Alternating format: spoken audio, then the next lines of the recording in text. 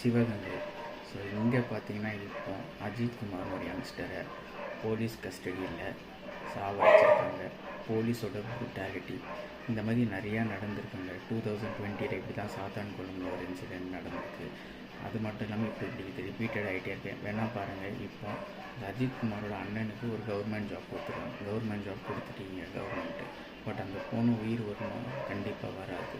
So government இப்படி தான் ஒரு தப்பு பண்ண ஒரு விஷயத்தை இப்படி கொடுத்து காம்பன்சேட் பண்ணிடுறாங்க. இது எந்த இடத்துல நியாயம்னு தெரியல, பட் இது நல்லது கிடையாது. ஒரு ஹியூமனோட உயிர் அவ்வளோ ஈஸியாக போயிடுச்சு, காம்பன்சேஷனில் போயிடுச்சு இப்போ எல்லாருக்குமே.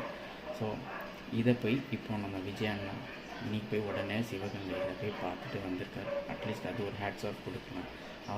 அவராலையும் ஒன்றும் பண்ண முடியாது இந்த சுச்சுவேஷன், பட் போய் பார்த்துருக்காங்க. பட் சிஎம் இவங்கெல்லாம் யாராச்சும் போய் பார்த்துருக்காங்களா தெரில. இந்த போலீஸ்காரங்க நம்பக்கூடாதுன்றது இது ஒரு நல்ல எக்ஸாம்பிள். இந்த மாதிரி நிறைய எக்ஸாம்பிள்ஸ்க்கு சும்மா சொல்லுவாங்க போலீஸ் உங்கள் நண்பன்லாம் கிடையாது, ஃப்ராடு பசங்க.